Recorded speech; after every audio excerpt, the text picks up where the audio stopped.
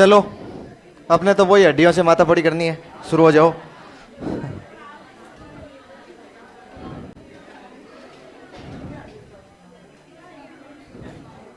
अरे अप्रोच और multi approach में मेन अंतर क्या है? अरे अप्रोच मतलब उपागम होता है, और मतलब एक होता है, और मल्टी यानी अनेक होते हैं। मल्टी का तात्पर्य होता है बहु, अनेक मतलब लक्ष्य ज्यादा है, तरीके ज्यादा है उसके पास में। विषय कौन सा है अपना? शिक्षा, मनोविज्ञान। टॉपिक कौन सा है? अब तो यही रहना है ना, बाल विकास। अच्छा बताओ, देखिए हमने कहां तक पढ़ लिया था?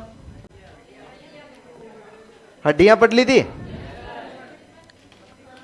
अस्थिकरण लिख लिया था ना, 0 से 2 में होता है, ठीक है, यही इंपॉर्टेंट है। एक मानक और लिखो ना, दांत। एक मानक और लिखो, दांत।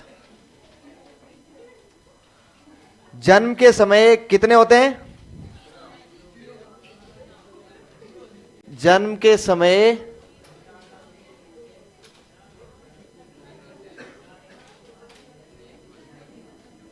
कितने होते हैं? शून्य। जन्म के समय शून्य। जन्म के समय 2 होते हैं, इसका मतलब बच्चा नहीं है, राक्षस है। जन्म के समय कितने होते हैं? शून्य होते हैं। शांत हो जाओ, शांत होकर लिखो। जन्म के समय कितने होते हैं? शून्य होते हैं। अच्छा, दांत उगना प्रारंभ होता है, बताओ। 3?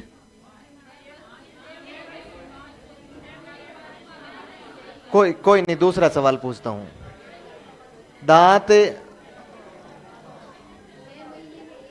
निकलना प्रारंभ होता है, दोनों में अंतर है। उगना प्रारंभ होता है गर्भावस्था के 5वें माह से, और बाहर अपने को दिखाई देते हैं जन्म के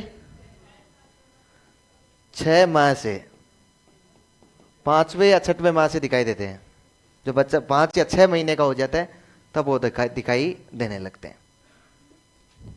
ध्यान रह जाएगा।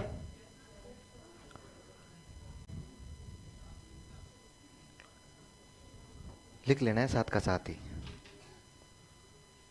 और आपको पता है क्या, अस्थायी दांत कितने होते हैं? अस्थायी कितने होते हैं? Very good, 20। और स्थायी कितने होते हैं? स्थायी कितने होते हैं? अरे डरते क्यों हो तो तुम? 32 नहीं होते हैं क्या पूरे? कई बार सुना नहीं है कि बोले एक लगाई तो 32 ही गिरा दूंगा, मतलब पूरे के पूरे। ऐसा कहता है कि नहीं कहता है? तो अस्थायी 20 होते हैं, स्थायी कितने होते हैं? 12। कितने हो गए? अच्छा मुझे एक बात और बताओ,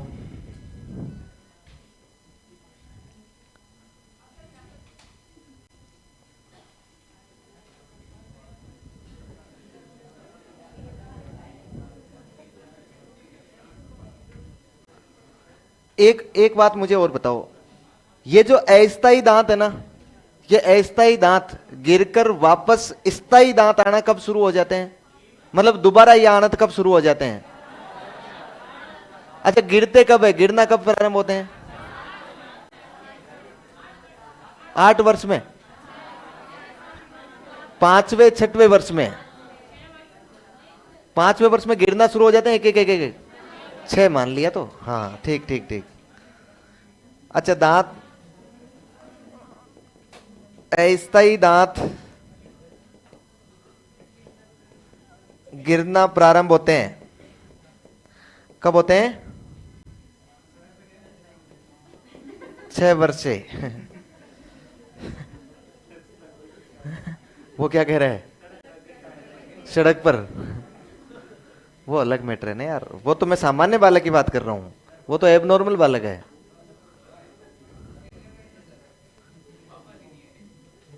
अच्छा, 6 वर्ष की आयु से क्या हो जाते हैं, गिरना, और जैसे जैसे गिरते जाते हैं वैसे वैसे एक एक एक एक आते जाते हैं। और 18 वर्ष की आयु तक कितने दांत आ जाते हैं, 18 वर्ष तक आ जाते हैं 28। कितने आते हैं, 28। अच्छा, इस स्थायी और अस्थायी का मतलब ये होता है कि अस्थायी दांत एक बार गिर के दोबारा आ जाते हैं, लेकिन स्थायी दांत 12 होते हैं, वो कभी भी दोबारा नहीं आते हैं। इसका मतलब वो एक बार ही आते हैं। इसका मतलब बालक में जो दूध के दांत होते हैं ना, उनकी संख्या 20 होती है। 20 दांत आते हैं और वो गिर जाते हैं, फिर वापस 20 उनकी जगह आते हैं और 12 दांत और आते हैं जो पहले आए नहीं हुए थे। उनमें से 18 वर्ष की आयु तक कितने आ जाते हैं। अच्छा, शेष 4 दांत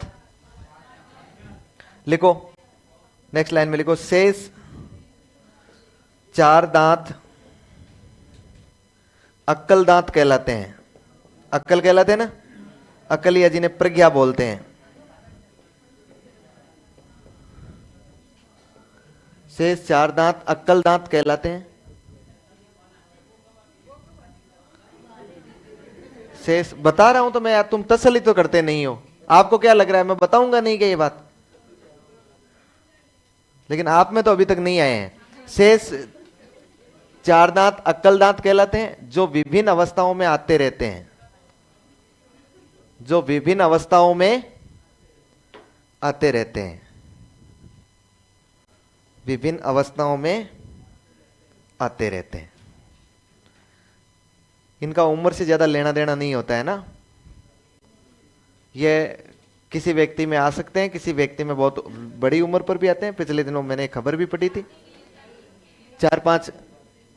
2-3 साल पहले एक अखबार में मैंने खबर पढ़ी थी मैंने कि अशोक गहलोत को आ रहे हैं अक्कल दांत, इसलिए हो रहा है दर्द, हॉस्पिटल में भी भर्ती। ये सही बात है, लेकिन अक्कल दांत का अक्कल से लेना देना, ये तो हमने बुजुर्गों ने कहा है कि अभी अक्कल दांत नहीं आए हैं, इसका मतलब अभी पूरे दांत नहीं आए तो अभी तू मैच्योर नहीं हुआ है, ये तो उनका कहना है।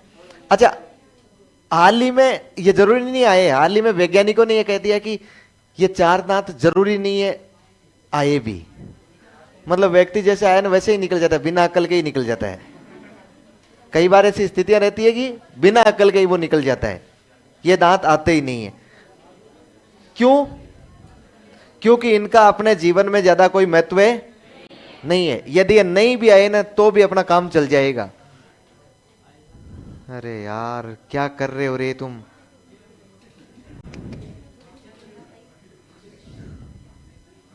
क्या क्या अथाइयां चल रही है तुम्हारे यार, मतलब इतनी अथाई इतनी मुझे लगता है प्रधानमंत्री मोदी और अमित शाह को नहीं करनी पड़ती होगी, जो देश चला रहे हैं। इतनी अथाई होती है तुम्हारे, पता नहीं क्या हो जाता है इतना। बोलो, देखिए कौन बोलेगा, बोलो बेटे, अब एक नहीं बोलेंगे लिखो शेष 4 दांत अक्कल दांत कहलाते हैं, जो विभिन्न अवस्थाओं में आते रहते हैं। नेक्स्ट लाइन में लिखो, हाल ही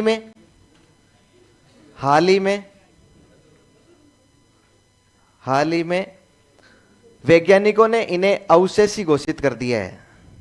हाल ही में वैज्ञानिकों ने इन्हें अवशेषी घोषित कर दिया है। अवशेषी का मतलब समझते हैं ना, मतलब ये आ भी सकते हैं और नहीं भी आ सकते हैं, मतलब इनका कोई काम नहीं है।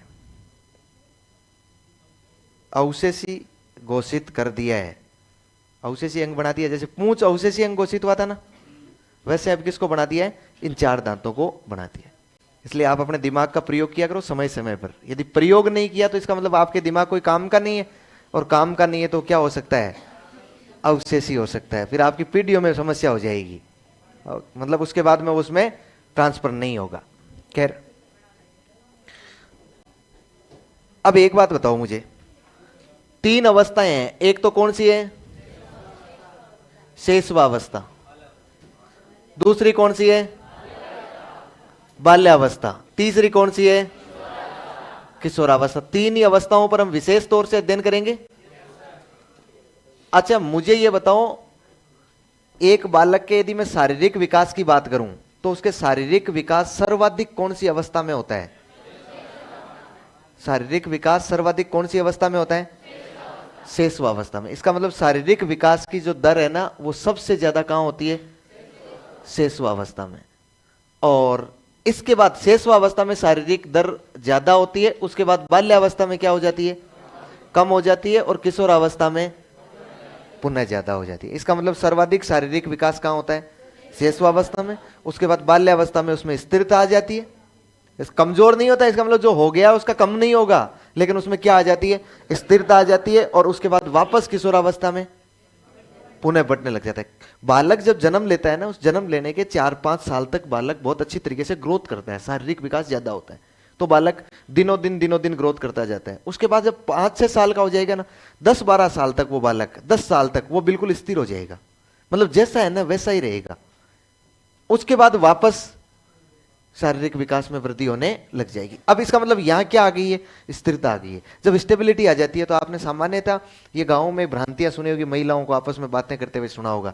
जब बालक शेषवा अवस्था में रहता है, तब तक वो बालक जो कुछ भी खा रहा है उसको प्रभाव दिखाई दे रहा है उनके हिसाब से, भाई जो खा रहा है उसका प्रभाव, जबकि वो तो उसकी अवस्था है, उस अवस्था में तो वो ग्रोथ करेगा ही करेगा। फिर जब बाल्य अवस्था होती है ना, बाल्य अवस्था में बालक खाना तो ठीक ठाक खाता है, लेकिन ग्रोथ नहीं कर रहा होता है। तो महिलाएं आपस में बात करती है, पता नहीं आजकल मेरे गोलू को क्या हो गया, पहले तो जो खाता था ना वो उसको काम आता था, आजकल खाता भी ज्यादा है लेकिन बढ़ता ही नहीं है, बिल्कुल है ना जैसा 6 साल में था ना वैसा ही 7 साल में, कोई फर्क नहीं हुआ है। इसका मतलब कुछ करवा दिया है इसको किसी ने। हाँ, फिर वो मंत्र वंत्र करते हैं, उसके ऊपर से मारते हैं, फिर बोपा जी के पास ले जाते हैं। वो कुछ नहीं है, अवस्था का फर्क है। अवस्था में, विशेष अवस्था में शारीरिक विकास अच्छा होता है, बाल्य अवस्था में स्थिर होता है, और उसके बाद में वापस बढ़ जाता है। लिखो, ये मानक जो थे ना, हमने मानकों के अनुसार अलग देख लिया है, फिर अलग से एक लाइन लिखो। लिखो, बालक का सर्वाधिक शारीरिक विकास, सर्वाधिक शारीरिक विकास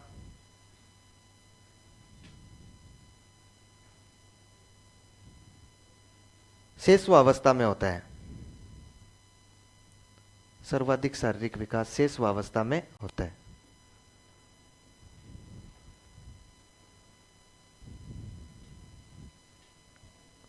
शेषवावस्था में होता है। अब नेक्स्ट लाइन में और लिखो, गलत तरीके से लिख लिया हमने। नेक्स्ट लाइन में लिखो,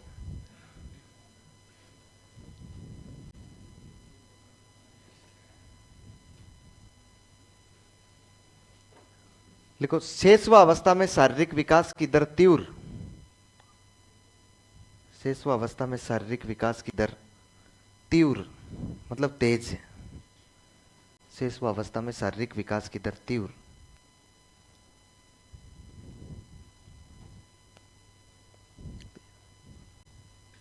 कोमा लगा के लिखो। बाल्यावस्था में उसमें स्थिरता, बाल्यावस्था में उसमें स्थिरता, बाल्यावस्था में उसमें स्थिरता, जबकि किशोरावस्था में, किशोरावस्था में पुनः तीव्र हो जाती है। किशोरावस्था में पुनः तीव्र हो जाती है।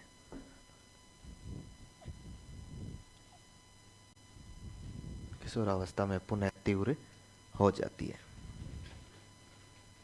ठीक है।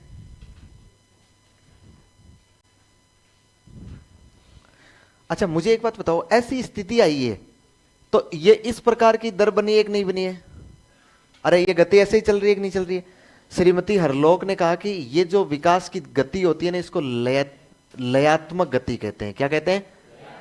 श्रीमती हरलोक ने इसको किसका नाम दिया है? लयात्मक। बताओ, एक लय के रूप में चल रही है कि नहीं चल रही है? लिख लो, इसी में अगली लाइन लिख लो। लिखो, श्रीमती हरलोक ने, श्रीमती हरलोक ने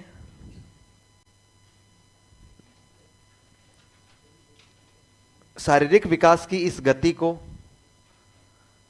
शारीरिक विकास की इस गति को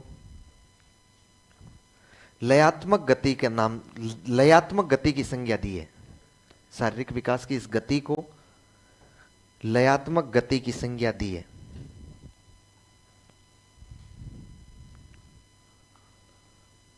लयात्मक गति की संज्ञा दी।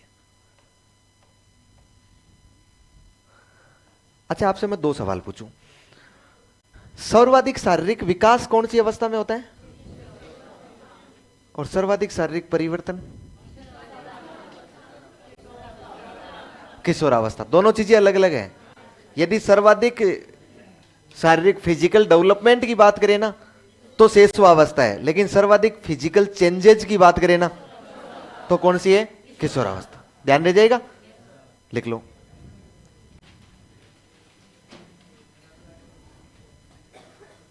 सर्वाधिक शारीरिक विकास, सर्वाधिक शारीरिक विकास,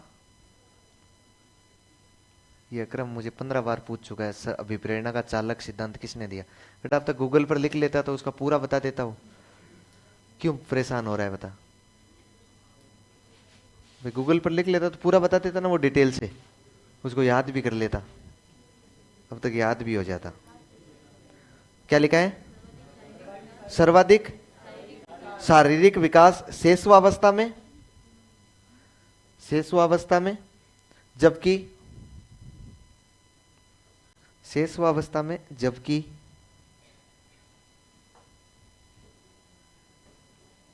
सर्वाधिक शारीरिक परिवर्तन, सर्वाधिक शारीरिक परिवर्तन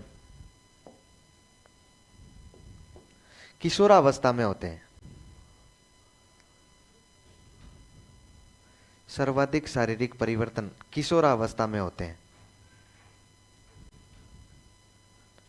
सर्वाधिक शारीरिक परिवर्तन किशोरावस्था में होते हैं।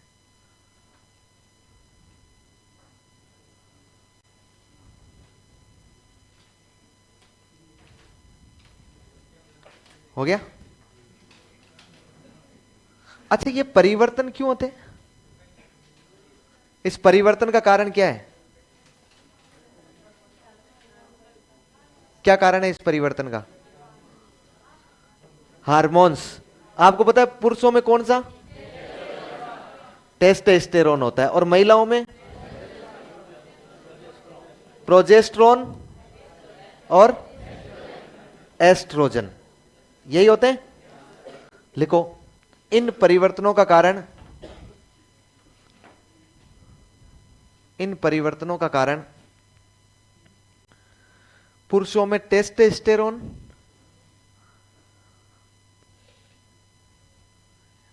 इन परिवर्तनों का कारण पुरुषों में टेस्टोस्टेरोन, पुरुषों में टेस्टोस्टेरोन, जबकि जबकि महिलाओं में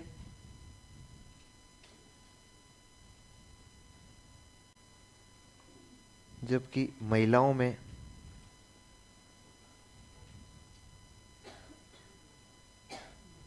जबकि महिलाओं में प्रोजेस्टेरोन एवं एस्ट्रोजन हार्मोन्स होते हैं।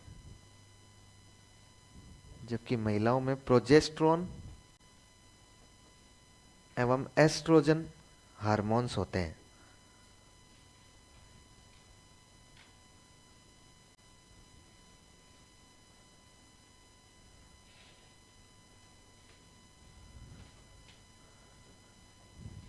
हो गया?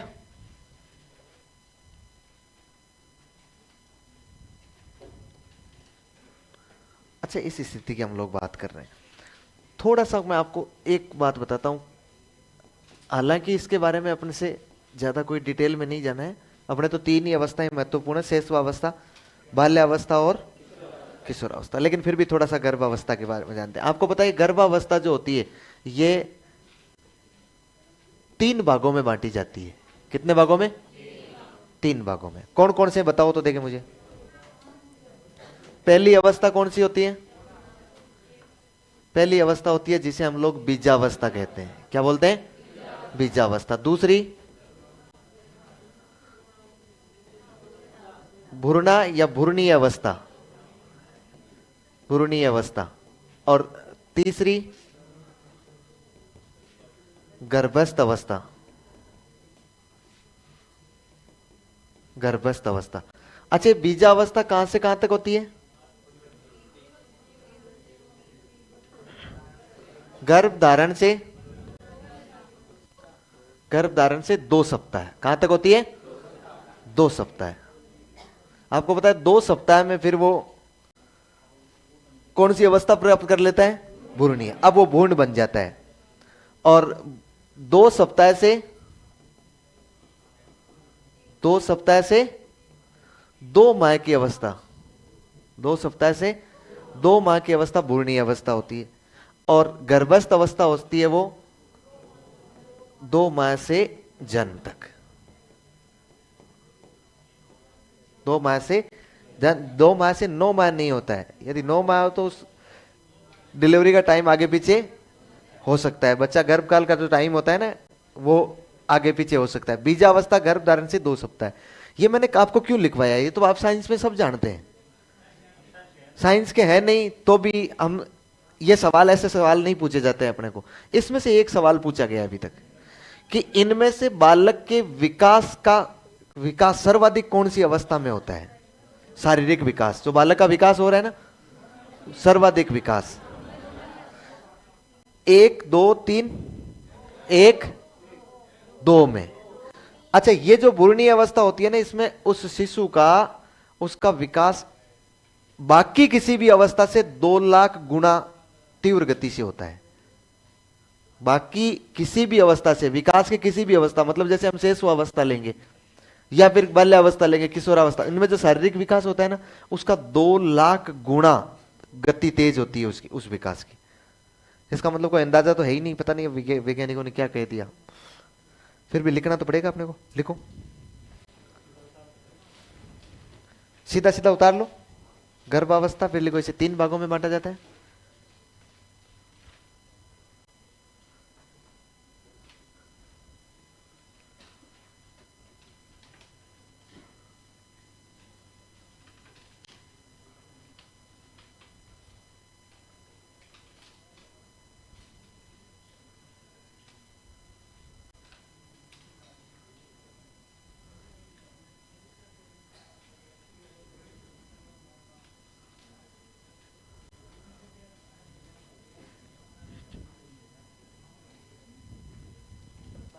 छोरो, ऐसा सवाल नहीं कर लोगे तुम? एक सवाल पूछूं मैं आपको।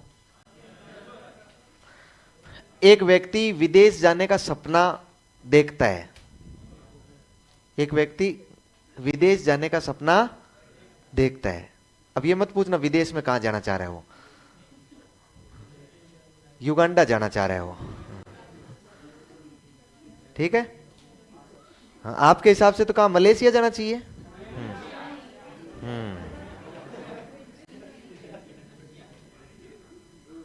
देख लो, ये भी सपना देख रहा है, तुम भी देख लो। सवाल सुन लो। एक व्यक्ति विदेश जाने का सपना देखता है एवं एक दिन उसको विदेश जाने का प्रस्ताव प्राप्त हो जाता है। खुशी की बात है। लेकिन उसके पेरेंट्स उसको अपने से दूर नहीं भेजना चाहते हैं और ना ही वो खुद उसके साथ विदेश जाना चाहते हैं। अब बालक में एक संघर्ष उत्पन्न होता है। कैसा होता है? कैसा होता है? उपागम परिहार या उपागम उपागम? बताओ, देखें। उपागम परिहार।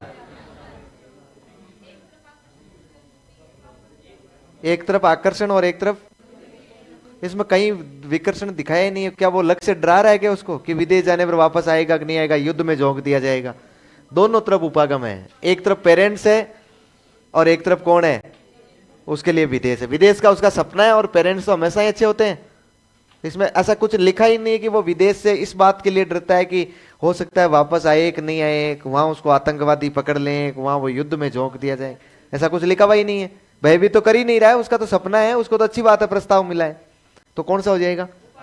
उपागम। उपागम ध्यान दीजिए, सोच समझ के करने हैं सवाल, सोच समझ के देने। Please answer my question. Vimla, आंसर दे दिया मैंने। उपागम उपागम है। क्या मतलब है इस बात से? भत्ते जी मना करे, चाहे बुआ जी मना करे, फूफा जी मना करे, उसके संघर्ष कहां हो रहा है? मना में थोड़ी हो रहा है। उसके लिए एक तरफ माता पिता है और दूसरी तरफ क्या है? वो माता पिता को भी नहीं छोड़ना चाह रहा है और विदेश भी जाना जा रहा है। अब आप सोच लो संघर्ष कैसा है। दोनों तरफ पॉजिटिव है, उसके नेगेटिव का है।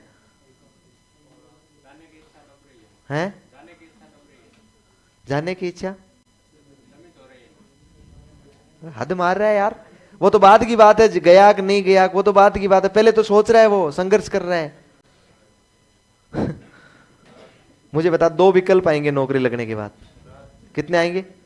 दो विकल्प, एक इधर का एक इधर का, दो आएंगे ना। अब पहले तो इन दोनों में से एक को तुझे पसंद करना है, ये नहीं देखना है कि एक का तो दमन हो रहा है क्या। एक का दमन तो बाद में होगा, तो इन दोनों में से संघर्ष में से गुजर जाएगा, उसके बाद की स्थिति है वो, तो पहले की तो है ही नहीं। या ऊपर आ गया? आ गया? अरे यार गजब काम हो रखा है।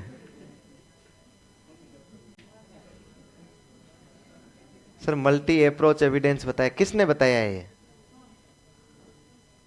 ऐसा कौन है जिसने ये बताया है? मैंने नहीं बताया है। लिखो आप, आगे लिखो आप, क्या लिखा है? बीजावस्था है ना, ये लिख लिया बीजावस्था, ये तीनों अवस्थाएं उतार ली, लिख लो। इसके आगे लिख लो ना, सर्वाधिक शारीरिक विकास, इसके आगे लिख लो, बीच वाले इसके, सर्वाधिक शारीरिक विकास।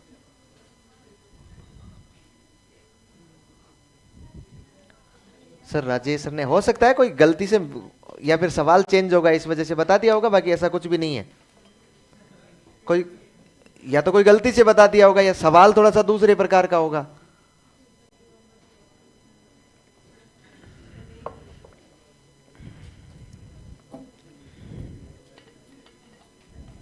हो गया क्या?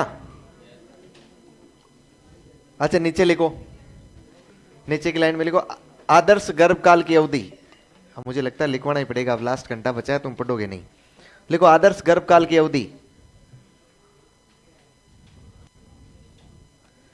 आदर्श गर्भकाल की अवधि।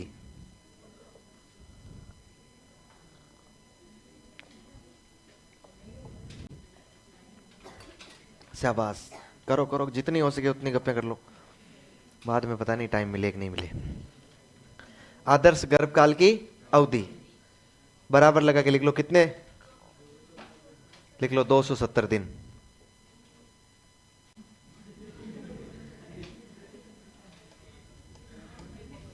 हो गया? फिर लिखो न्यूनतम गर्भकाल की अवधि,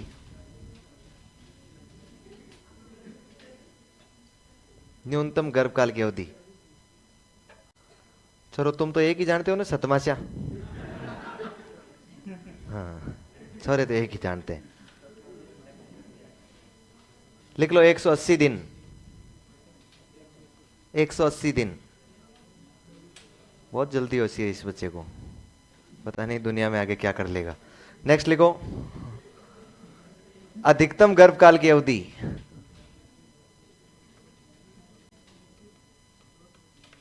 अधिकतम गर्भकाल की अवधि। ये होता है आलसी प्रकार का, लिच्चड़ प्रकार का, बोले सो रहा हूं आराम से, क्या दिक्कत है। लिख लो 330 दिन, 330 दिन। हाँ ऐसे लोग मेरे ख्याल से आके ही क्या करेंगे पता नहीं।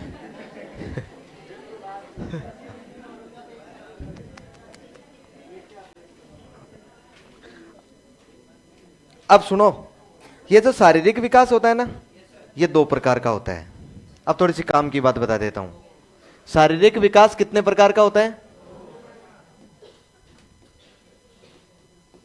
शारीरिक विकास कितने प्रकार का होता है? दो प्रकार का। सुनिएगा एक बार, देखिए, लिखना नहीं है, मैं फिर लिखवाऊंगा आपको। एक जो विकास होता है ना, उसको तो बोलते हैं, एक विकास होता है ना, उसको तो बोलते हैं अंगीय विकास। क्या बोलते हैं? अंगीय विकास। और दूसरा जो विकास होता है ना, उसको बोलते हैं गत्यात्मक विकास। क्या बोलते हैं? गत्यात्मक। इस गत्यात्मक को गामक भी बोलते हैं। क्या बोलते हैं? गामक भी बोलते हैं। एक विकास होता है उसको तो क्या बोलते हैं? अंगीय विकास। दूसरे को, अच्छा, ये तो होता है डेवलपमेंट ऑफ बॉडी पार्ट्स। क्या होता है? Development of body parts. अच्छा, इस अंगीय विकास को तो हम लोग क्या बोलेंगे? Body parts. मान जाओ रे, मान जाओ छोरो तुम। क्या कहूं अब तुम्हारे, तो मेरे से बड़े हो गए, क्या कह भी तो नहीं सकता ना मैं अब तुमको कुछ। बॉडी पार्ट्स, अंगीय विकास। और दूसरा होता है जिसे हम लोग बोलते हैं मोटर डेवलपमेंट। मोटर नाम सुना ना आपने, मैंने पहले भी बताया आपको, बताया ना। मोटर मतलब गाड़ी, पेशीय। इसका मतलब मैं एक तो अंगीय विकास की बात कर रहा हूं, एक पेशीय विकास की बात कर रहा हूं। पेशीय विकास को देखो, याद करके देखो, पेशीय अधिगम को हमने गामक अधिगम कहा था ना। तो ये गामक या गत्यात्मक विकास दो प्रकार का होता है। कितने प्रकार का होता है? दो प्रकार का होता है। अच्छा, ये जो अंगीय विकास होता है ना, इसमें किसको सम्मिलित किया जाता है? इसमें शरीर के अंगों का विकास सम्मिलित होता है। इसका मतलब किसका निर्माण हो रहा है इसमें? शरीर के अंगों का निर्माण हो रहा है। किसका? अंगों का। जैसे सिर, धड़, हाथ, पैर, ये अंगों का विकास एक नहीं है? अंगुलियां, ये सारे विकास किसके हैं? अंगों के, बॉडी पार्ट्स का निर्माण हो रहा है। और ये जो गत्यात्मक या गामक विकास होता है ना, ये किसका विकास होता है? मांसपेशियों का। उस दिन बताया था, यदि आपको याद रहा हो तो। मोटर डेवलपमेंट किसका विकास होता है? मांसपेशियों का विकास होता है। अब देखो, अपने सीधा सीधा बात यह हो गई कि शारीरिक विकास जो होता है ना, फिजिकल डेवलपमेंट जो होता है ना, वो कितने प्रकार का होता है? दो प्रकार का। एक कौन सा होता है? अंगीय विकास। दूसरा कौन सा होता है?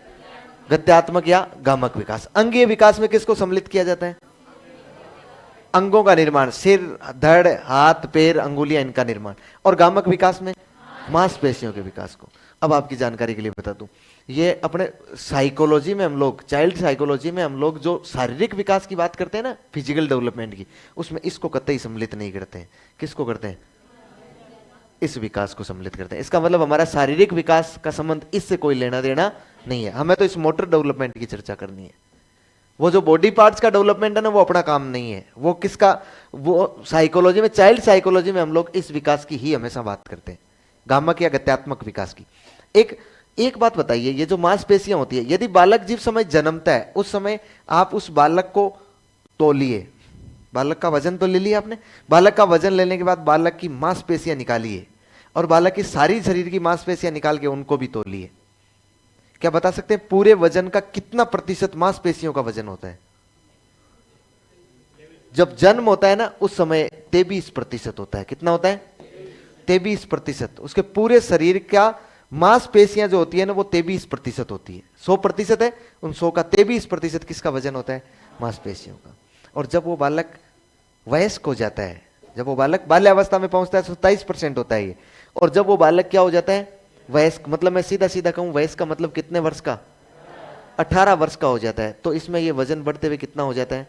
45%। इसका मतलब है कि एक वयस्क व्यक्ति में आधा वजन मांसपेशियों का होता है। कितना वजन होता है? आधा वजन मांसपेशियों का होता है। पूरे शरीर में 50% में से 50%, 100% में से 50% वजन तो किसका हो रहा है? लगभग मांसपेशियों का। अब देखो, पिछली बार सवाल पूछा गया कि निम्न में से मांसपेशियों का वजन जन्म के समय कितना होता है? अब उसमें ऑप्शन में था 1/2, 1/3, 1/4, 1/5। कितना? 1/4। Very good. अब आपको ध्यान रखना है, ये होता है 1/5। क्यों माना गया? क्यों माना गया? तो दूसरा ये बता दूं, ये सामान्य बालक में मैंने 23% लिखा है ना, ये 20 से 23% होता है। कितना होता है? 20 से 23। अब बताओ किधर ज्यादा झुक रहा है? 1/5 की ओर ज्यादा झुक रहा है कि नहीं झुक रहा है? तो आपको जन्म के समय कितना मानना है? 1/5। फिर हो जाता है ये 27% बाल्यावस्था में। तो 27% बाल्यावस्था में होता है, तो ये चला जाता है 1/4 पर चला जाता है। ठीक है। उसके बाद जब वयस्क अवस्था आ जाती है तो ये 1/2 पर चला जाता है। समझ पा रहे हैं? थोड़ा लिखो देखिए। अब अलग से हेडिंग लगाएंगे। शारीरिक विकास दो प्रकार का होता है। शारीरिक विकास दो प्रकार का होता है।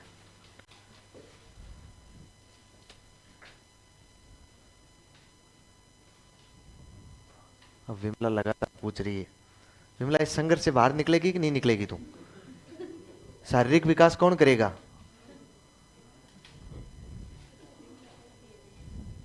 हैं? हाँ, लाइब्रेरी में बैठी और कह रही एक व्यक्ति गाड़ी खरीदना चाहता है लेकिन पैसे खर्च नहीं करना चाहता है। कौन सा संघर्ष है? मतलब पता नहीं, हमारी ऑफलाइन क्लास वाले सब बच्चे बता देंगे इसको। तुझे क्यों नहीं आ रहा है ये? एक व्यक्ति गाड़ी खरीदना चाहता है लेकिन पैसे भी खर्च नहीं करना चाहता है। उपागम परिहार। जितना वो आकर्षित कर रहा है उतना ही क्या कर रहा है, उसे भयभीत भी कर रहा है। सामान्य सी बात है। उसमें ये नहीं लिखा हुआ है कि जितना आकर्षित कर रहा है उतना भयभीत भी कर रहा है। समझना ही पड़ेगा बेटा। अब निकल जाए संघर्ष से बाहर और आ जा शारीरिक विकास पर। हाँ लिखो, शारीरिक विकास कितने प्रकार का होता है? 2 प्रकार का होता है। नंबर 1 लिखो। नंबर 1, अंगीय विकास।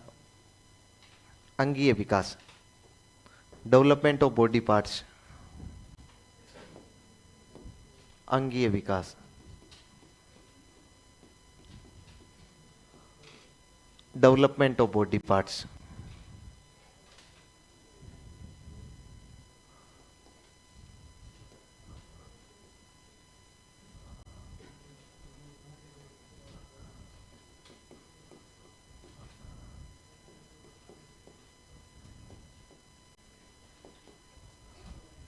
डेवलपमेंट ऑफ बॉडी पार्ट्स लिखो। इसमें शरीर के अंगों का निर्माण सम्मिलित होता है। इसमें शरीर के अंगों का निर्माण सम्मिलित होता है।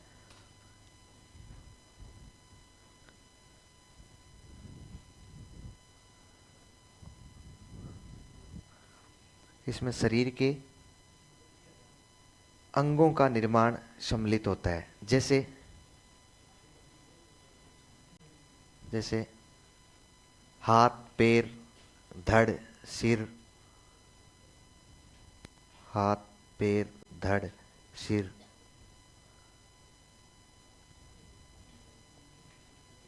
आदि का निर्माण या आदि का विकास।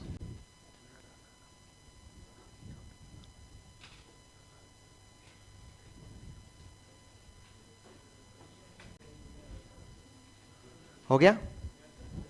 दूसरा लिखो, गत्यात्मक ओब्लिक गामक ओब्लिक पेशीय विकास। गत्यात्मक ओब्लिक गामक ओब्लिक पेशीय विकास। चलो इस गुट को तोड़ना पड़ेगा मुझे। तुम सब टॉपर्स बैठे हो यहां, ठीक नहीं लगेगा। गत्यात्मक ओब्लिक गामक ओब्लिक पेशीय विकास।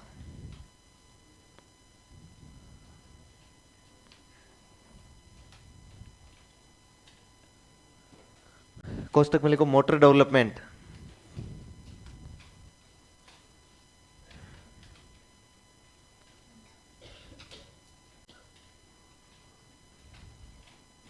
गत्यात्मक ओब्लिक गामक ओब्लिक पेशीय विकास। हो गया मोटर डेवलपमेंट।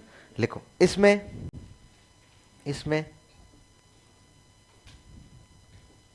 मांसपेशियों का विकास सम्मिलित किया जाता है। इसमें मांसपेशियों का विकास सम्मिलित किया जाता है।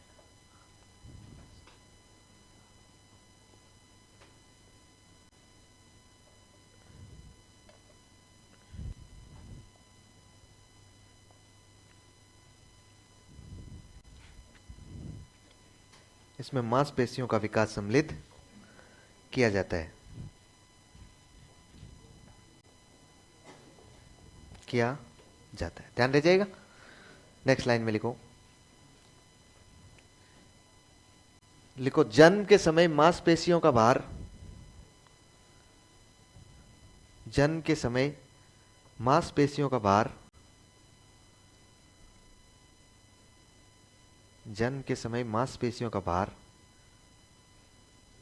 बालक के वजन का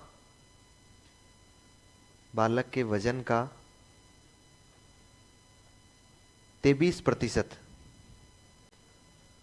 बालक के वजन का 23% होता है। कोष्टक में लिखो 20 से 23%। 20 से 23%, 20 to 23। हो गया। जो जो वयस्क होने तक, जो वयस्क होने तक बढ़कर 45% हो जाता है, जो वयस्क होने तक बढ़कर 45% हो जाता है, 45%, 45% हो जाता है। हो गया। अच्छा, ये जो गामक विकास होता है ना, गतिक विकास जो होता है, इस मोटर डेवलपमेंट, मैं कह रहा हूं मनोविज्ञान में अपने महत्व ही किसका है? इस गामक विकास या गत्यात्मक विकास के कारण ही व्यक्ति का कोई भी कार्य करना संभव होता है। इस विकास से कार्य करना संभव, ये केवल हड्डियों का क्या होता है? ढांचा होता है। इसका मतलब जब तक मांसपेशियां विकसित नहीं होगी तब तक वो बालक कार्य नहीं करेगा। अच्छा, इसका मतलब बालक जो भी कार्य कर रहा है वो कौन सा कार्य है? गामक कार्य एक नहीं है भाई, वो गत्यात्मक कार्य एक नहीं हो। अच्छा, उस बालक द्वारा जो भी कार्य किया जाता है वो सारे के सारे कैसे कार्य है? गामक कार्य है। इसका मतलब वो सारे के सारे मोटर एक्शंस है। क्या है? Motor actions. मैं ये कह सकता हूं ना, मोटर एक्शंस। अच्छा, ये मोटर एक्शंस होती है ना, इन मोटर एक्शंस को भी दो भागों में बांटा जाता है। इसका मतलब उसके गत्यात्मक या गामक विकास के द्वारा किए जाने वाली जो क्रियाएं होती हैं, उन क्रियाओं को कितने भागों में बांटते हैं? दो भागों में। एक तो होती है, लिखना नहीं है ना, देखना है। एक तो होती है स्थूल गामक क्रियाएं। कौन सी होती है? स्थूल गामक क्रियाएं। और दूसरी होती है सूक्ष्म गामक क्रियाएं। एक तो कौन सी होती है? स्थूल गामक क्रियाएं, और दूसरी कौन सी होती है? स्थूल सूक्ष्म। अच्छा, स्थूल को क्या बोलेंगे हम लोग? Gross motor actions. और ये हो जाएगी आपकी fine motor actions. Fine, fine, micro नहीं है, फाइन बोला जाता है इन्हें ना, छोटी नहीं बोला जाता है, फाइन बोला जाता है। ध्यान रखना, ये तो ग्रोस मोटर एक्शंस है और ये कैसी है? फाइन मोटर एक्शंस है। अच्छा, बता सकते हैं क्या मुझे, कोई उदाहरण दे सकते हैं क्या? स्थूल, अच्छा उदाहरण नहीं, पहले तो ये बताइए स्थूल गामक क्रियाएं क्या होती है? स्थूल गामक क्रियाएं वो होती है जो शरीर के सभी अंगों द्वारा मिलकर की जाती है। ऐसी कोई भी क्रिया, ग्रोस मतलब मोटा होता है ना, ग्रोस मतलब सभी होता है ना, संपूर्ण होता है। ऐसी कोई भी क्रिया जो शरीर के सभी अंगों द्वारा मिलकर, सभी अंगों द्वारा मिलकर की जाती है। इसका मतलब मैं यह कह सकता हूं कि ऐसी कोई भी क्रिया जिसको करने के लिए शरीर के सभी अंगों की आवश्यकता होती है, उस क्रिया को किस में रखा जाता है? स्थूल गामक क्रिया में रखा जाता है। उदाहरण दो देखे, जैसे देखो, करवट बदलना। क्या करना? करवट बदलना है कि नहीं है? अच्छा, मुझे बताओ, जैसे बैठना, अरे बैठना भी एक क्रिया है कि नहीं है? बैठना पूरे शरीर की जरूरत पड़ती है, एक टांग ही बैठ जाती है? शरीर की जरूरत पड़ती है ना। अच्छा, मुझे बताओ, घुटनों के बल चलना मतलब रेंगना। अच्छा, मुझे बताओ, चलना, दौड़ना और तैरना, अब तो समझ जाएंगे ना। नाचना, कूदना,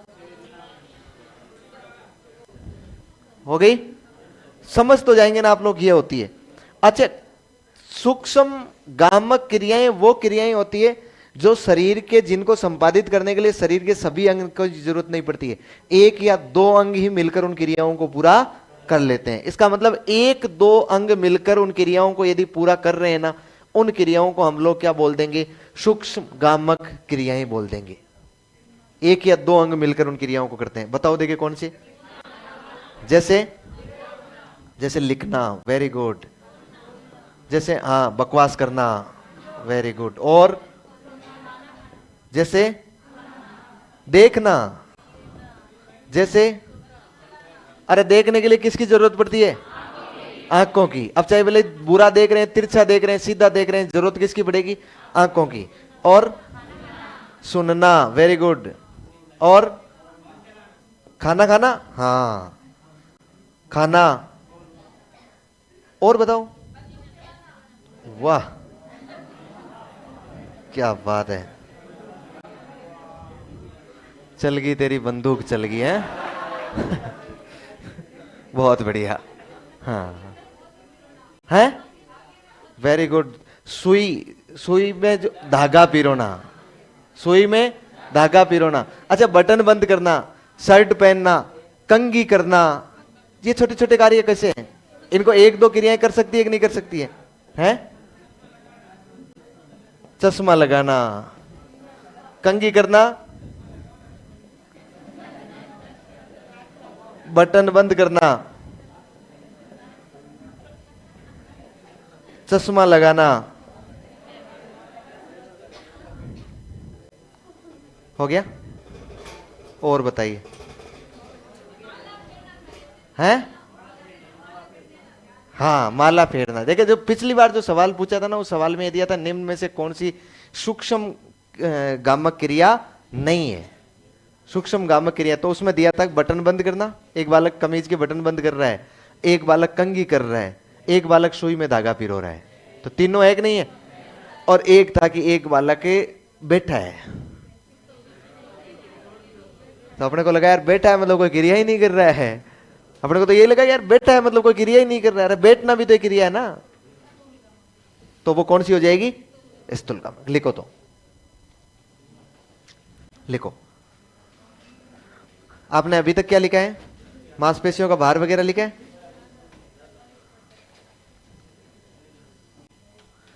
लिखो, अलग से लाइन बदल के लिखना है ना।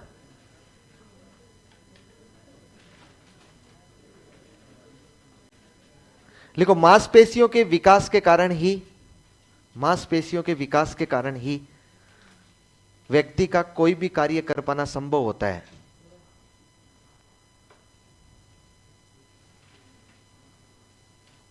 मांसपेशियों के विकास के कारण ही व्यक्ति का कोई भी कार्य कर पाना संभव होता है।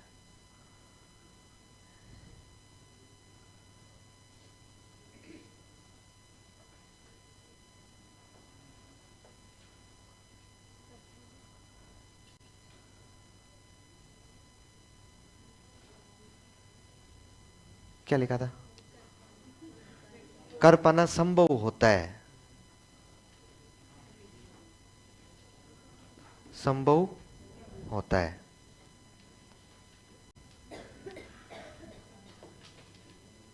हो गया?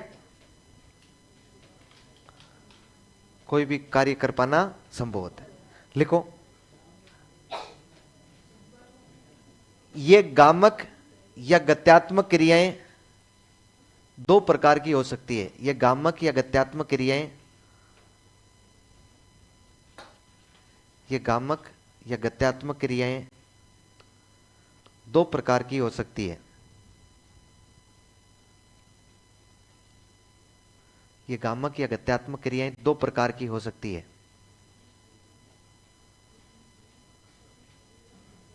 कोई कार्य कर रहा है ना वो बालक, वो क्रियाएं गामक क्रियाएं है कि नहीं है? कोई भी कार्य कर रहा है तो वो गामक क्रियाएं हैं। नंबर एक लिखो, स्थूल गामक क्रियाएं। स्थूल गामक क्रियाएं,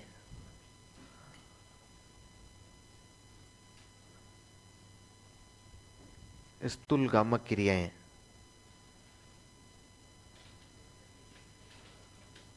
स्थूल गामक क्रियाएं यानी gross motor actions. Gross motor actions,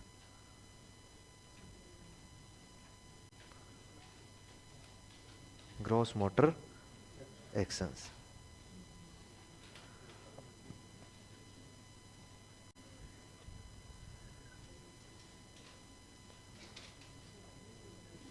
gross motor actions. हाँ, इसमें लिखो, ऐसी क्रियाएं, ऐसी क्रियाएं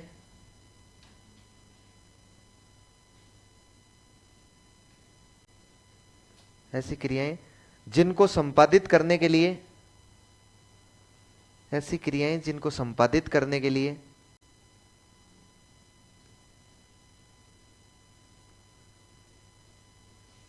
शरीर के लगभग, ऐसी क्रियाएं जिनको संपादित करने के लिए शरीर के लगभग सभी अंग मिलकर कार्य करते हैं। शरीर के लगभग सभी अंग मिलकर कार्य करते हैं।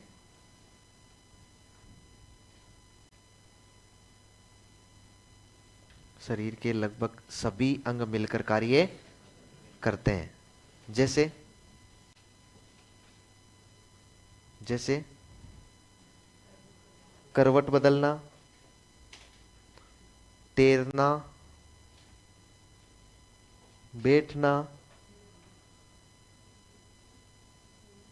करवट बदलना, तैरना, बैठना, चलना, दौड़ना, रेंगना आदि। फिर नंबर 2 लगा के लिखो, नंबर 2 लगा के।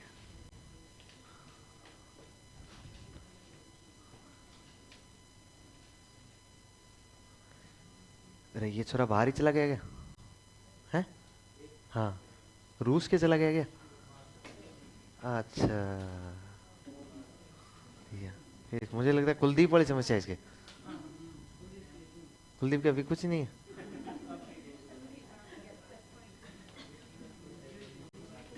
सच में कुछ नहीं है, हैं?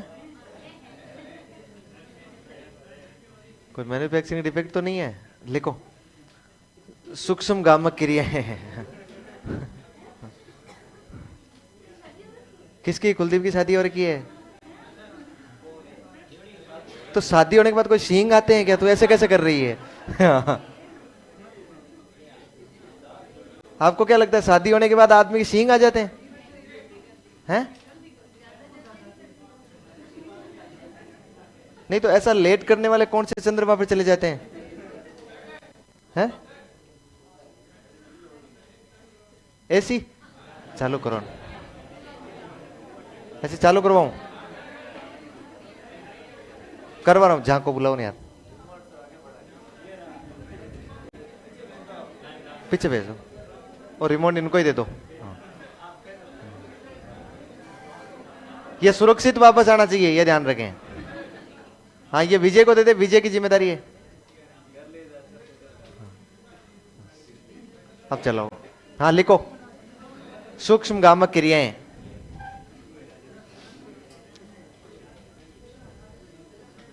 लिखो, ऐसी क्रियाएं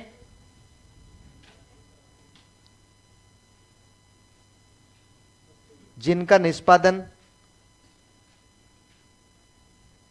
ऐसी क्रियाएं जिनका निष्पादन एक दो अंगों द्वारा ही कर लिया जाता है। ऐसी क्रियाएं जिनका निष्पादन एक दो अंगों द्वारा ही कर लिया जाता है। ये प्रक्षेपित करें, इसको प्रक्षेपित करें, प्रोजेक्ट करिए। एक दो अंगों द्वारा ही कर लिया जाता है। जैसे जैसे लिखना, लिखना, बोलना, देखना,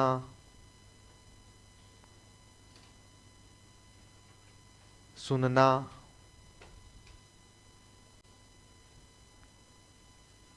खाना, खाना खाना, खाना खाना। ये खाना तो हो सकता है भोजन को दर्शाता हो, है? खाना खाना। लिखो, आगे लिखो, बंदूक चलाना,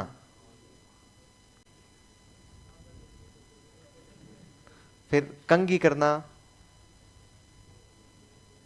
बटन बंद करना,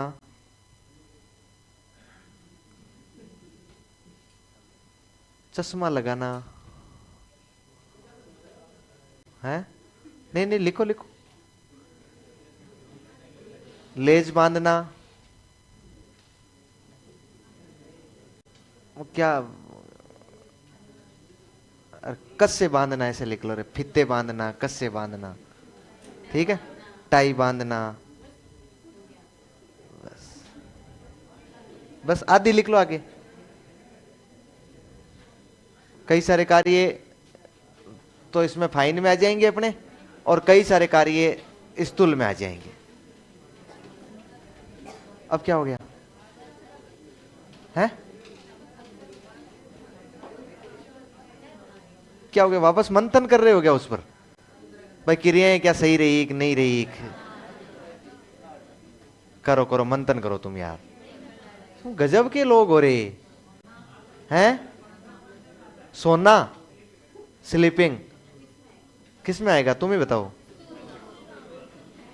स्थूल गामक क्रियाओं में आएगा। नहीं तो फिर हम यहां बैठे बैठे अपने एक हाथ को भेज देते, वो जाके सो जाता, तब होता वो गामक उसमें फाइन में ना।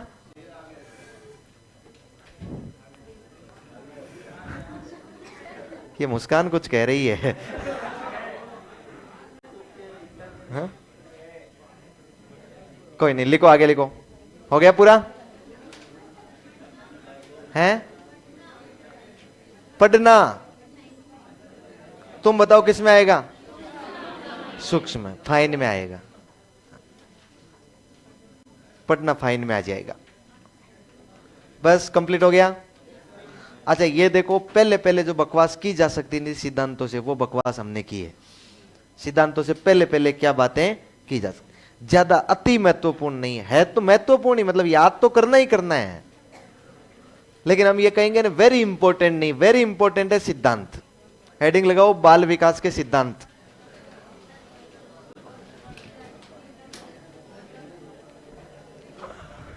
हेडिंग लगाओ बाल विकास के सिद्धांत, और एक लिस्ट बनाओ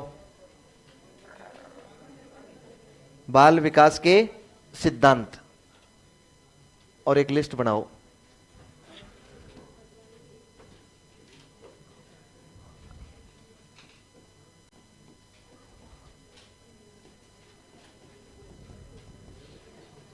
नंबर 1 लिखो मनोविश्लेषणात्मक सिद्धांत।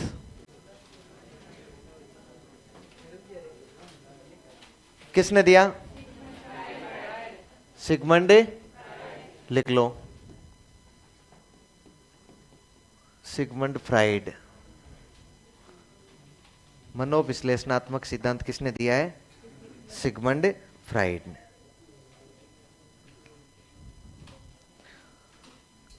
देखो सुनो ध्यान से ना, ये जो मनोविश्लेषणात्मक सिद्धांत दिया था सिगमंड फ्राइड ने, इसमें हम लोग 3 चीजों की चर्चा करेंगे। इसके कितनी चीजों की चर्चा करेंगे? 3 चीजों की चर्चा करेंगे। एक तो हम लोग चर्चा करेंगे चेतन मन, अचेतन मन और अर्धचेतन मन, एक तो इधर हो जाएगा अलग ही, ठीक है। दूसरा हम लोग चर्चा करेंगे इड, ईगो और सुपर ईगो, दूसरी बात वो हो जाएगी। और तीसरी हम लोग चर्चा करेंगे इसके मनोलैंगिक विकास की अवस्थाएं, जिसमें 5 अवस्थाएं हैं, है ना, ओरल, एनल, फैलिक, लेटेंसी और जेनेटियल। 5 अवस्थाओं की चर्चा करेंगे। इसका मतलब इसकी 3 बातें हम चर्चा करेंगे ना, उसमें आपको बताओ तो एक बात की चर्चा तो हम लोग कर चुके हैं, इड, ईगो और सुपर ईगो, उसको तो हम लोग समझ चुके हैं। बताओ व्यक्तित्व निर्माण में कितनी उपयोगी है। और 2 बातें शेष रह गई, जिसमें चेतन है, चेतन, अर्धचेतन को तो हम खूब जानते हैं, उसको तो लिखना है, लेकिन उसको समझना है। जो विकास की जो अवस्था है इसने बताई, किसने दे दिया? ये सिगमंड फ्राइड। ये सिगमंड फ्राइड का मनोविज्ञान का अंतिम सिद्धांत है जो आपको पढ़ाया जाएगा। खूब दिया ना इसने अब तक, हर जगह आया है। अगला लिखो मनोलैंगिक विकास का सिद्धांत। मनोलैंगिक विकास का सिद्धांत किसने दिया? सिगमंड फ्राइड ने। Very good. मनोलैंगिक विकास का सिद्धांत।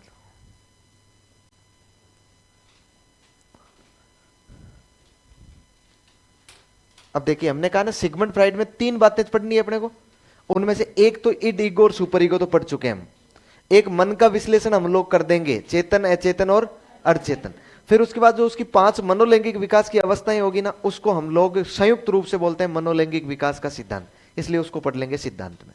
चाहे वहां पढ़ लेंगे चाहे इस सिद्धांत में पढ़ लेंगे, लेकिन मनोलैंगिक विकास का सिद्धांत पूछे तो भी सिगमंड फ्राइड है, मनोविश्लेषणात्मक सिद्धांत पूछे तो भी कौन है? Sigmund Freud. अच्छा, इसके अलावा मनो सामाजिक विकास का सिद्धांत, मनोसामाजिक विकास का सिद्धांत किसने दिया? Very good, Erik Erikson. Erik Erikson मनोसामाजिक विकास का सिद्धांत, एरिक इरिक्सन।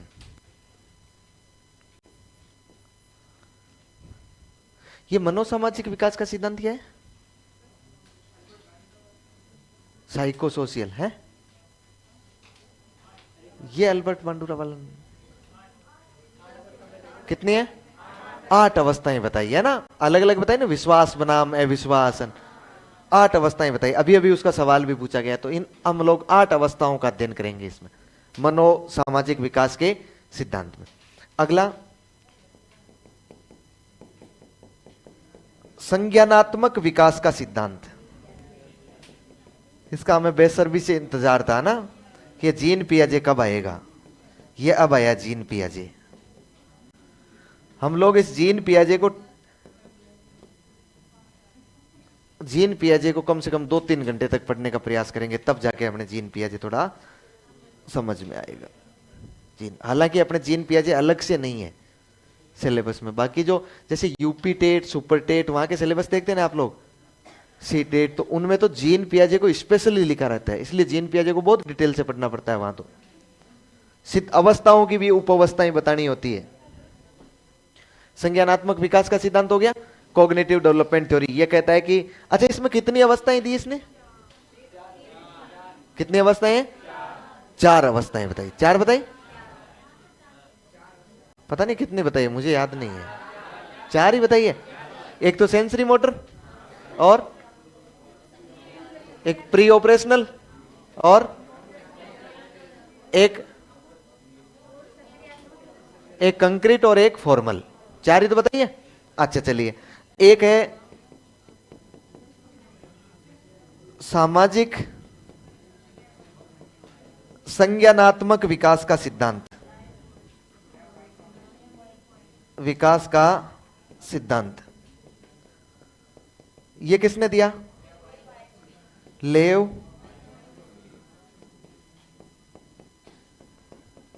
वाइगोत्स्की।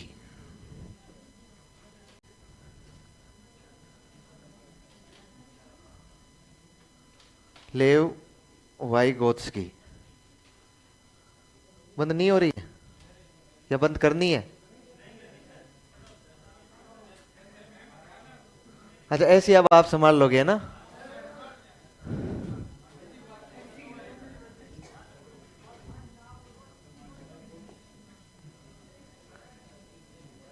विजय केवल ऐसी ही संभालनी है।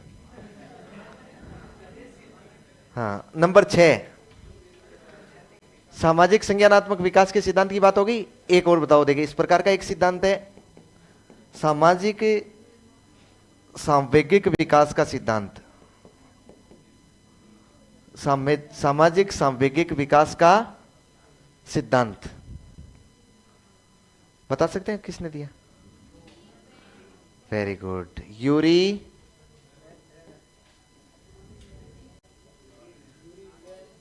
यूरी ब्रॉन फेन ब्रेनर। ब्रूनर नहीं है, जेरोम ब्रूनर नहीं है। क्या आप लोग बता सकते हैं कि इस सिद्धांत का दूसरा नाम भी एक पारिस्थितिकी परक है ना, इकोलॉजिकल थ्योरी है। आगे लिखेंगे इसमें सिद्धांत में। इसमें इसने कितने मंडल बताए? 5 मंडल बताए ना, माइक्रोर, मैक्रोर, मिजोर, एक्सोन, क्रोनो, है ना। ये 5 मंडल जो इसने बताए। बहुत प्यारा सा सिद्धांत है, छोटा सा सिद्धांत है। अच्छा, एक सिद्धांत और है क्या इस प्रकार के? अच्छा, नैतिक विकास का सिद्धांत। कौन से का? नैतिक विकास का सिद्धांत किसने दिया? लॉरेंस। प्रसिद्ध किसका है? लॉरेंस कोलबर्ग का है। प्रसिद्ध तो किसका है? लॉरेंस कोलबर्ग का।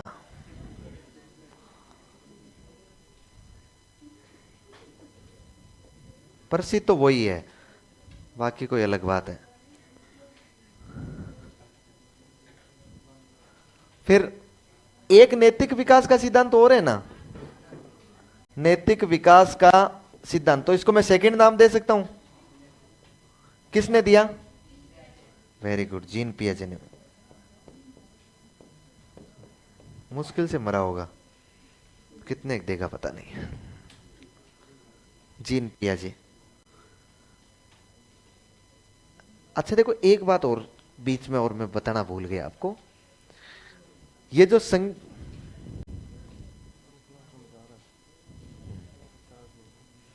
ये जो संज्ञानात्मक विकास का सिद्धांत है ना, एक तो कौन देता है? जीन पियाजे। और एक देखो संज्ञानात्मकता की बात कौन कर रहा है? लेव गाइकोस्की। यहां हम साथ में उसके सिद्धांत का कोई नाम नहीं है, लेकिन संज्ञानात्मक विकास की अवस्था है।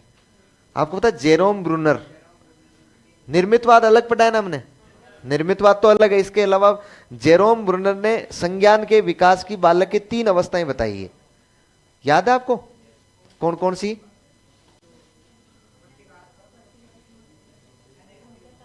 एक तो इनेक्टिव, एक आइकोनिक और एक सिंबॉलिक।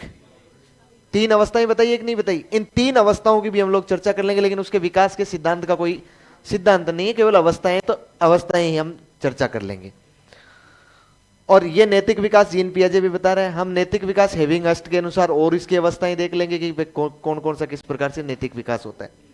और एक होता है भाषा विकास का सिद्धांत। ये किसने दिया? नोम चोम्स्की ने। भाषा विकास का सिद्धांत किसने दे दिया? नोम चोम्स्की ने।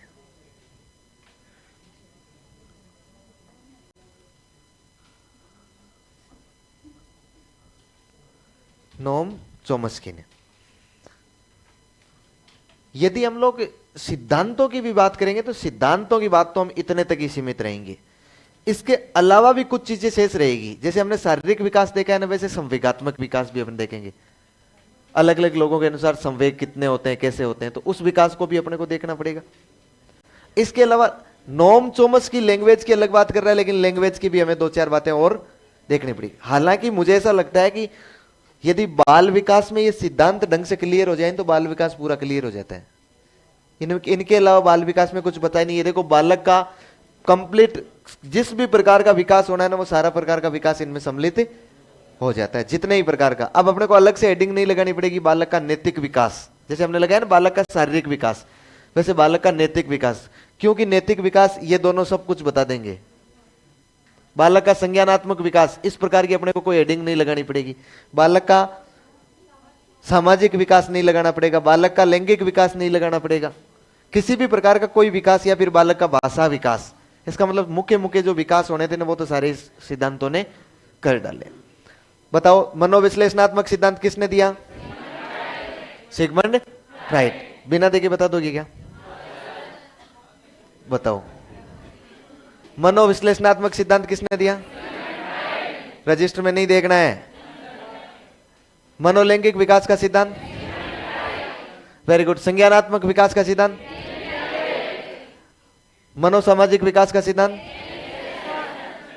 सामाजिक संज्ञानात्मक?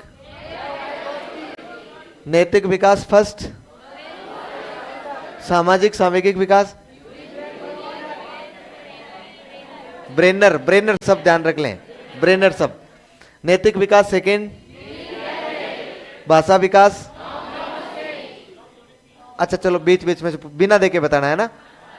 बताओ, भाषा विकास, सामाजिक संज्ञानात्मक, मनोलैंगिक, मनोविश्लेषण, सामाजिक सांवेगिक, ब्रेनर, ब्रेनर। और नैतिक विकास का प्रसिद्ध लॉरेंस कोलबर्ग, लॉरेंस कोलबर्ग, यही है अपना।